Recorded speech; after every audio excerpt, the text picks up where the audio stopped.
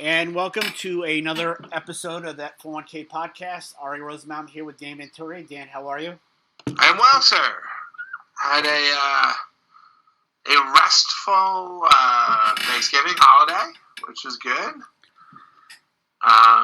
Looks like winter's officially here. We're getting that wintry mix here in the Northeast. Yeah, at least in the lower part of the Northeast. I know up in more New England they got smacked with a lot of snow. Yeah, I think even parts of northern New Jersey are going to get hit, and Rockland County always gets hit, and I think we're going to be spared. Right now we got, I got a hail or whatever. But yeah, I mean, Thanksgiving is always kind of fun. It's one of my favorite holidays, mainly because it's the all-American holiday. No religion and no fireworks, and nobody dying or and all that kind of stuff. Sure. One day, and like I said, you do have a penchant for that turkey.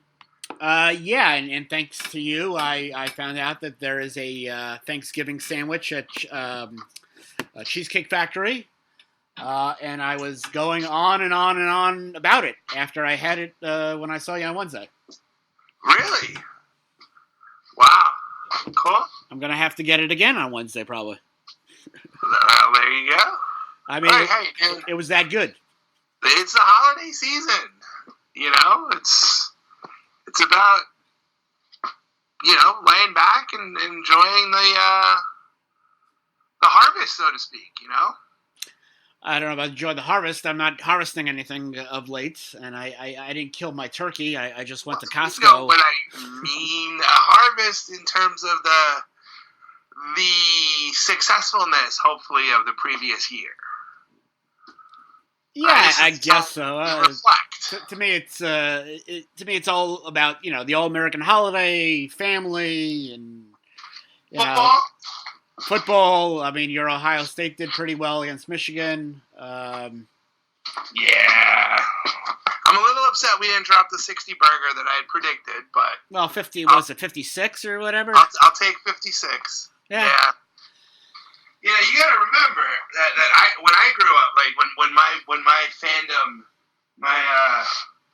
call it, Jesus, I don't know, 27-year love affair with the Ohio State football team, there was a whole lot of pain following the third Saturday in November, right? Like I signed up right in the middle of John Cooper nightmare, where Michigan won like every year. We'd be ranked second or first or whatever. Yeah, Lloyd Carr had some good teams too when he was the coach. Yeah, well, it all changed on that fateful.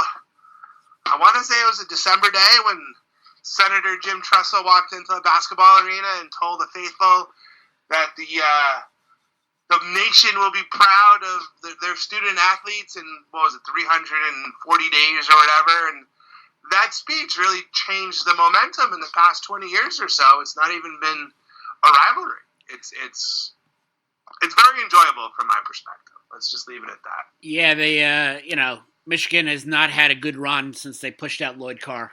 Well, they kind of pushed him out. The Rich Rodriguez debacle. They have never recovered from that. Yeah, it's a total tangential story, but it popped into my head. Lloyd Carr had I think he's since passed on. He had a very sick grandson that they, did a TV spot on a couple of years ago. But yeah, look, I'm content. I'm happy. I'm hoping we stay number one. I don't want a piece of Clemson unless the money's on the table, so to speak. You know what I mean? Clemson is a good team, Ary.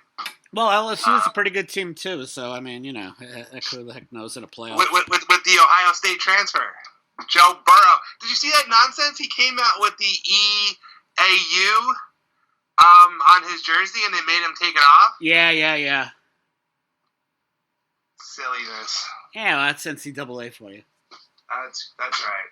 So what are we talking about today? Well, we'll talk about our topic, but let's, of course, shill out for our events that are upcoming, and one thing that we're looking at is obviously Arlington, Texas, in about a week from the time this episode breaks and is dropped. We'll be at AT&T Stadium, Dallas, Arlington, Texas, December 13th. Then we, of course, have that 401k National Conference, Walt Disney World, March 10th to the 11th, 2020. Then we will be in Houston, Texas, April 17th. May the 8th, I believe, is going to be St. Louis, and June the 5th, or is it May the 5th? And I don't know. Somewhere I could do the math. May the 8th will be St. Louis, and June the 5th will be Minneapolis. Go to that 401ksite.com for further information. Of course, our buddy, my buddy Everson Walls will be our guest in Arlington, Texas. Heck of a defensive back for the Cowboys and the New York Giants. Of course, he won a Super Bowl with the Giants. So again, these are great events. $100 gets you admission, lunch, stadium tour, all that kind of stuff. So we're looking forward to obviously the event in Arlington, Texas, and then the events in 2020. Yeah, and for all you Cowboy fans, getting a chance to get out on the field in Jerry World and get a picture at the Star should be pretty. We might actually have to go for that stadium tour. Yeah, yeah, that's a valid point. We should make sure that we coordinate that with Larry. But come out, man. That is a truly rare experience, and one I'd hazard if you can actually put it all together and coordinate it. It's probably going to cost you a hell of a lot more than $100 or whatever Ary's charging to come out. So, this is a good one. This is a great opportunity to do something that very, very few folks will be able to do. Don't miss out, guys. Yeah. So pretty soon, I think by the time this drops, we'll have St. Louis and Houston up for purchase for their tickets. So it's going to be a lot of fun. In terms of our topic for today, our topic is going to be about, foul ups and bleeps and blunders, in a sense, a retirement plan, foul ups, bleeps and blunders. That's a joke. I don't remember, time frame. If you remember, Dick Clark and Ed McMahon had a TV show called TV's Bloopers and Practical Jokes. Yeah. Yes. And the best part of it was, anytime in Hollywood, when you have something successful, of course, you're going to have something replicating that. So I think it was Don Rickles and Steve Lawrence had a show called Foul Ups, Bleeps, and Blunders. So on ABC, which of course lasted a year. Not one of Don's greatest works. But anyway, in terms of, plan problems, I have a tax LLM degree. And I took a course, I jokingly say it was a qualified plan course taught by a very well-known ERISA attorney's partner, now partner, and we can blame him for, I guess, me getting into ERISA. But anyway, the beauty of taking a course for a tax LLM degree about qualified plans is that, the coursework, it's all about how plans ought to be. These are the rules. But the problem is that the rule book and the case book and the materials that we had didn't take into account that things don't go well. Things get screwed up either by the plan sponsor or by the plan providers. And, there are obviously glaring problems that we're probably just going to dismiss off the hand. But we'll talk about other situations, other problems. I mean, plain documents, yeah. There'll be people who forget the restatements and, don't have a GUST or EXTRA or PPA restatement done on a timely fashion. And they got to go through the IRS VCP program. We know about these people. That was always, back in the day when I first started out, that was the big error for VCP programs. And quite honestly, thanks to computers and spreadsheets and people really being on top of things, I don't get that kind of work anymore. I get other types of errors. And obviously the number one error these days is dealing with late deferral deposits. We just, Dan's had some clients in that realm where, they have late deferrals, and I have other clients as well, not putting in deferrals in a timely basis, and that's a problem. Yeah, we've talked about it a lot on the podcast, right? I mean, that's one of those things though that as and look, I do this for a living, right? We're 316s. We take on a lot of liability for this sort of stuff, and inevitably, no matter how controlled of an environment it is, something always just goes a little askew. Not always in the sense that it's constant or even frequent, but it happens, right? And I sort of shudder to think about what happens in plans that don't have the benefit of the controls that we have in place. Just how screwy, how frequent the untimely contributions are. I get, this is from experience. There's sort of an area, an unchecked area, right, between what the record keeper deems as untimely, which is the letter of the law, 15 days after the month following, and what an auditor might deem as late. And I'm not talking about a regulator. I'm talking about an auditor. Regulators will come in if you're in a DOL audit, really anything over 5-6 days, and they're going to consider it late.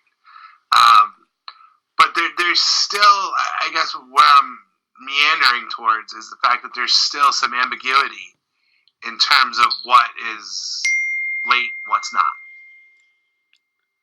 Yeah, I mean, the problem that the problem aspect of it was, we had this regulation on the books. It said, it's timely if you have basically a fail-safe if you get it in the 15th day of the following month. That's your time frame. And then the Department of Labor said, no, forget what it's on the books. Our interpretation is as soon as possible. And the problem is with laws and regulations and whatnot, there's always a gray area. What does as soon as possible mean?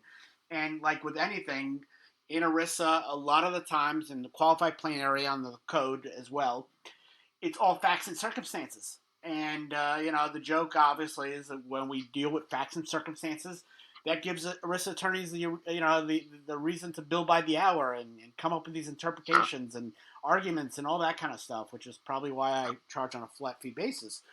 But yeah, I mean, the problem with deferrals is, it's like the first thing you got to do, put the money into the account. And the problem is as a business, we were trained. I mean, I had, one of the most miserable person I ever worked with in the retirement plan business, a guy by the name of Manny. He was the COO of a TPA that I worked at, and I remember back in the days that he would get a Schwab check on his desk. It wasn't he didn't want clients to send money through ACH. He had them with FedEx envelopes with FedEx envelopes with checks, and with that, things get mishandled, things get lost, and what happens then? So it's a big problem, but more so these days because we're expected thanks to ACH. There's no reason why you can't get that money out in 2 to 3 days. Agreed. It's a huge problem. And the problem with deferrals, as we saw, just doing a 5330 this past weekend, yes. It's not one and done.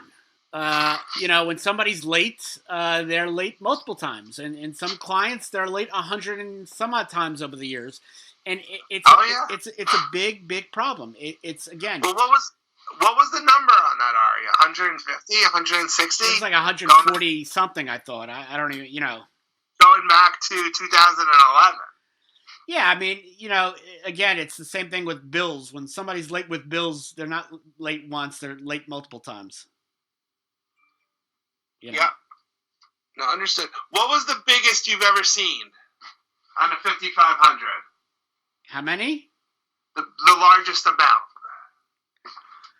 I can't, hundreds of thousands of dollars in terms of, earnings and whatnot. There's one client in particular that, went on.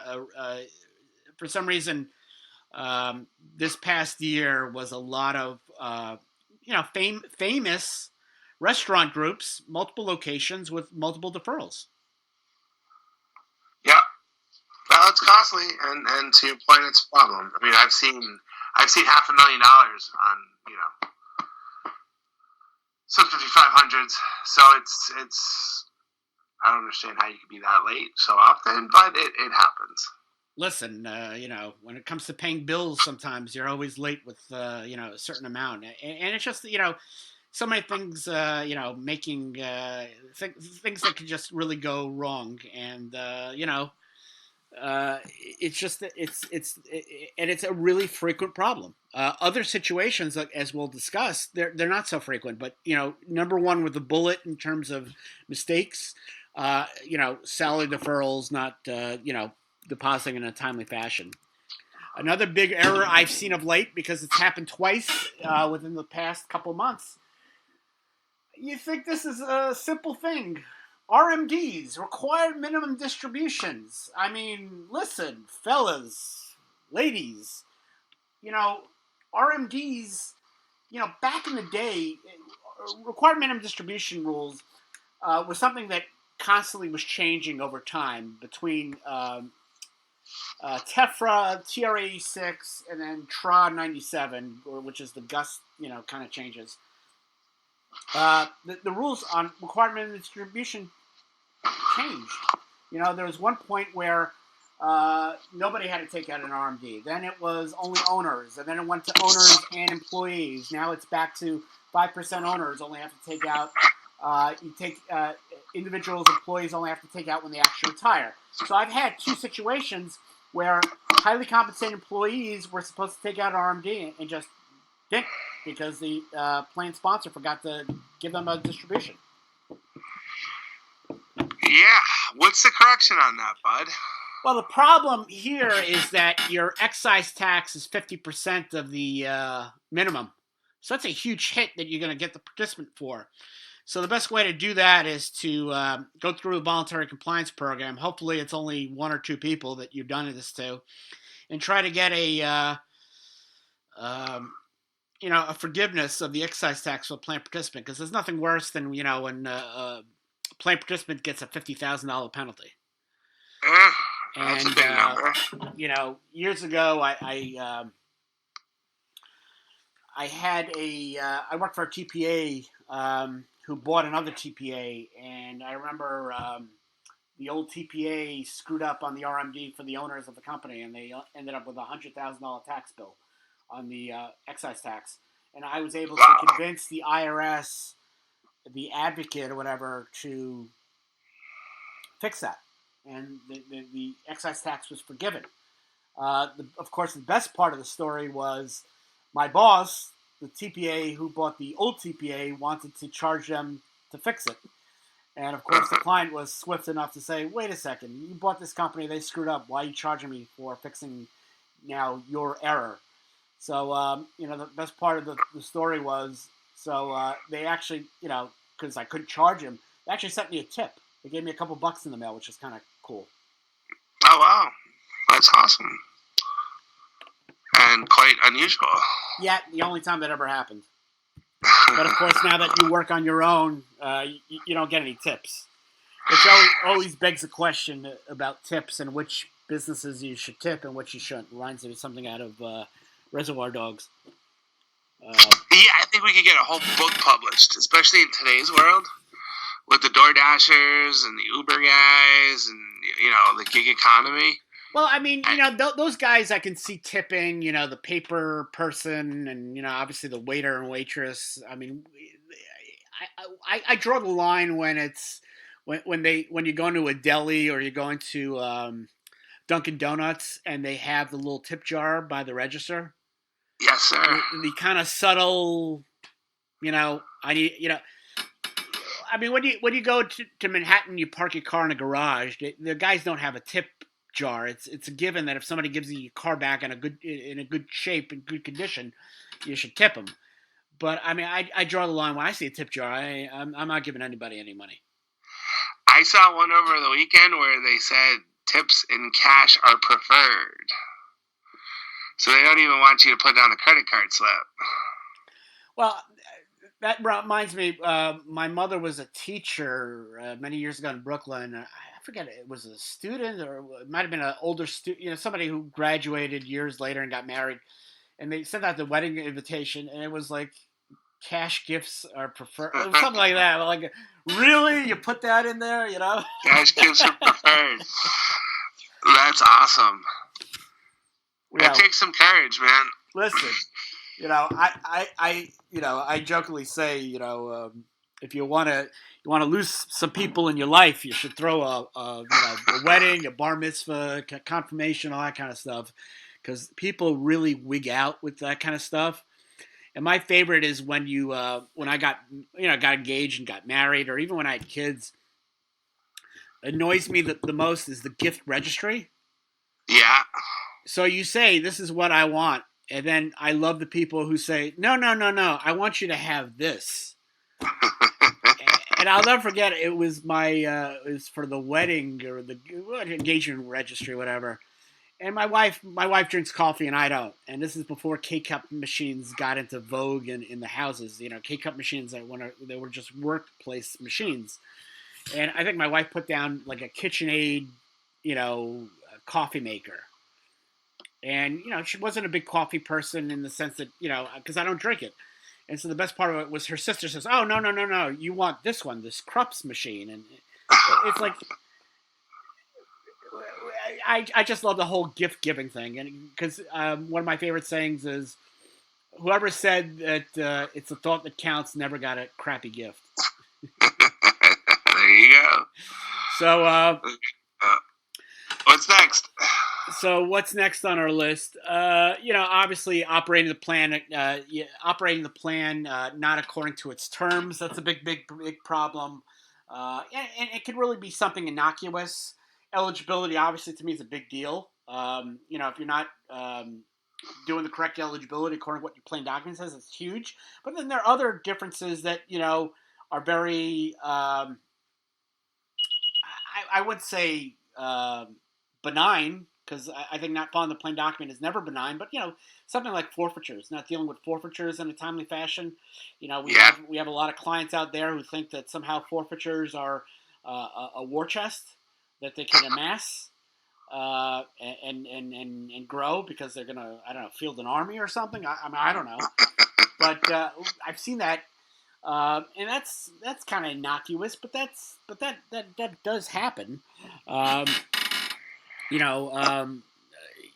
If they violated the loan policy by taking out multiple loans when it's a one loan outstanding, that could be a huge thing.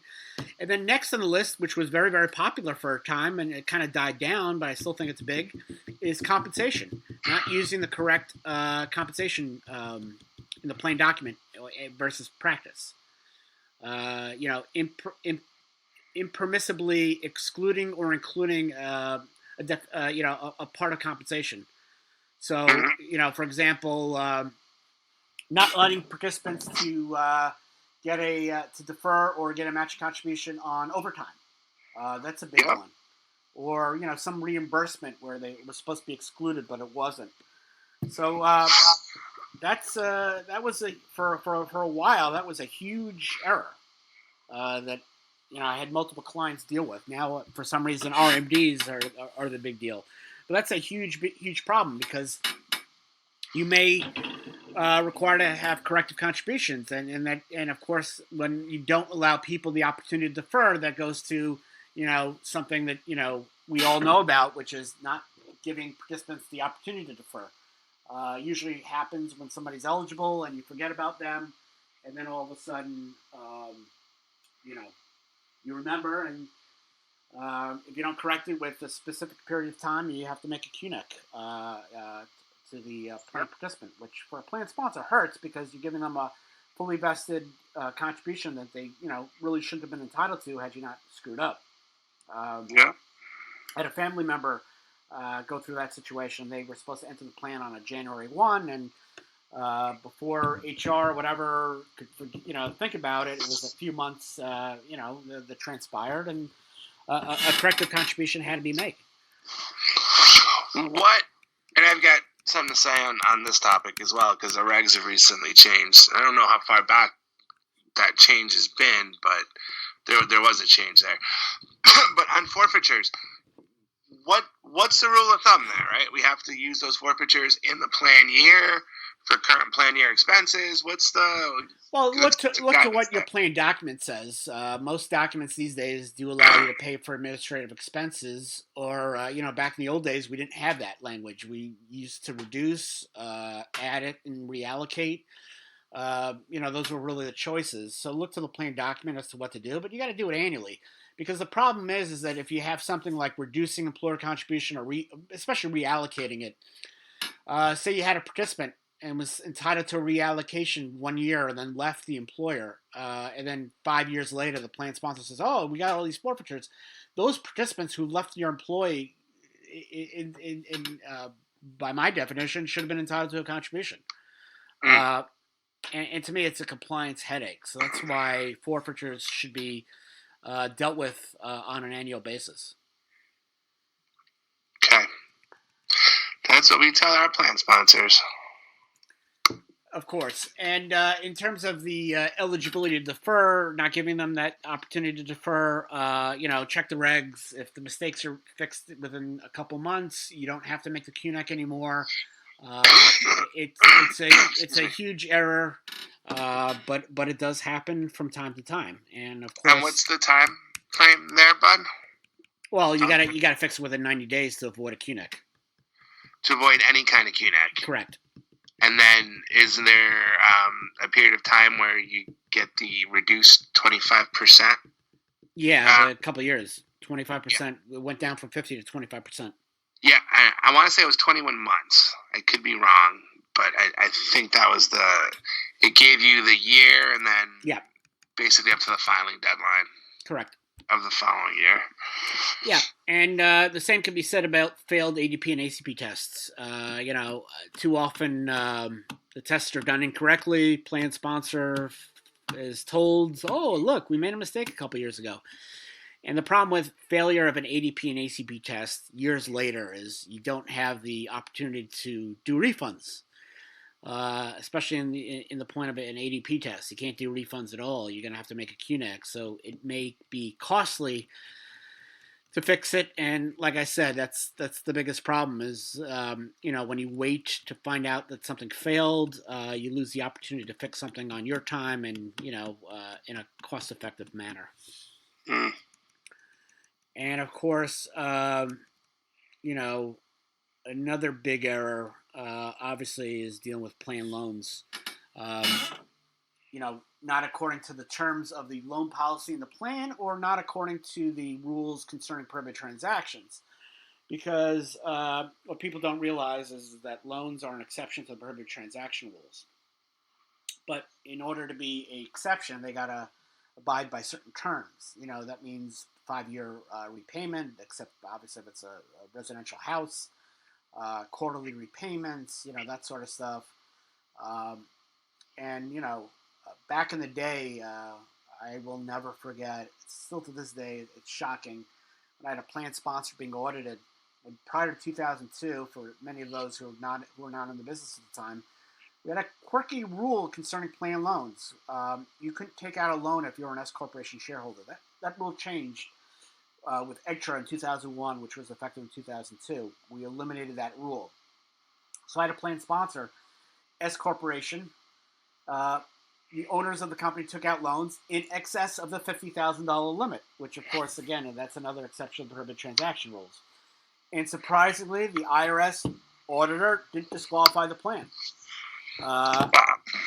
But here, that was a prohibited transaction, and they had to file a 5330 and all that kind of stuff. But it's one of those quirky things, and one of the reasons why while I do love loans, I hate them at the same time. Yeah, the one thing, and this probably isn't, a real issue other than a personal pet peeve of mine. When you've got the 2 loan thing and you've got folks paying off a loan to take out another loan, there's this subsection of plan participants that just get on these hamster wheels with these loans, and we've got some participants that have had 20, 25 loans over like a 5-6 year employment history. It's nuts. No, it's absolutely nuts. In my experience, plan loans, I mean, it's like usually a year or two where they forget to get a repayment, or something happens where there are multiple loans and they forget to pay off one loan. And I mean, to me, that's one of the worst things, because you're making a mistake and it's costing the participant. I mean, the participant did pay off the loan, so they kind of made out. But the worst thing to do is to get a 1099 for a deemed distribution. I mean, that hurts. That really, really hurts. And if you don't fix it, I can personally tell you that we got handed one of those on a loan that was, let's just call it, in an unfortunate situation, was deemed, and we got hit with a very substantial 1099, and it did hurt. To your point, exactly. And last but not least, in terms of foul ups, bleeps, and blunders that probably want to talk about, obviously 5,500. That's, to me, that's a whole nother story, which is just a common mistake, and it's a no-brainer. But one thing that I think that people need to realize now is dealing with hardship distributions. And I really believe that the IRS, when coming to audits, if you have a hardship provision and there are people with multiple hardship requests, they will ask for backup. And I'm a hard ass when it comes to hardship distribution rules. I got to vet, I've told from time to time, blessing off on hardship distributions when, information wasn't there. I remember way back when, a couple years back, record keeper said, we'll take care of your hardship requests. And I thought that was the most nonsensical thing, because they didn't ask for backup. And I think that, for plan sponsors not asking for backup, just taking people's word at it, boy, that's a dumb idea. I mean, I've had some weird hardship requests over the years. My favorite was the guy who went to prison and wanted to get a hardship to pay off something for his, which didn't fall within the hardship rules. What? Prison time? There isn't an exception for prison? No. The prison commissary spend? No, there really isn't. So, legal expenses and all that kind of stuff. That legal expenses deal with incarceration, that's not an exception to the hardship rules. Yeah. We've had some that were really tough. I've had to turn down some folks that were in really bad situations. But, unfortunately, that area is one of the few areas that we actually have concrete guidance, right? We have concrete, we have a clear understanding of what is and is not acceptable, right? There isn't a whole lot of gray as it relates to hardships. Yeah, I mean, there really isn't a whole lot of gray, and you really have to be like a police person. I've been in a situation, again, 21 years of ERISA attorney, you've seen so much stuff. I mean, I've had, participants claim they didn't get a check, that their check got stolen, and they, my favorite was the guy who said, "Oh, my check got stolen," and then of course we got video from the check cashing place, and it's, unless he had an evil twin, that was him. So it's just like, you can't take people's word for it. I mean, it's a sad thing, but that's the facts. Yeah, well, yeah. Today's world, especially, I think. So that's going to be it for this week. I don't know. For some reason, I got Alexa. Alexa's like off track today. I don't know. I got to reboot my because all of a sudden she's just like spouting off that she's not connected. I don't know. Is she unhappy about stuff? I have no idea because it's not only her; it's the one upstairs too. I don't know what's going on. The inner workings of Alexa? Yeah, I don't know what her problem is today. All right, bud. I'll have to work that out.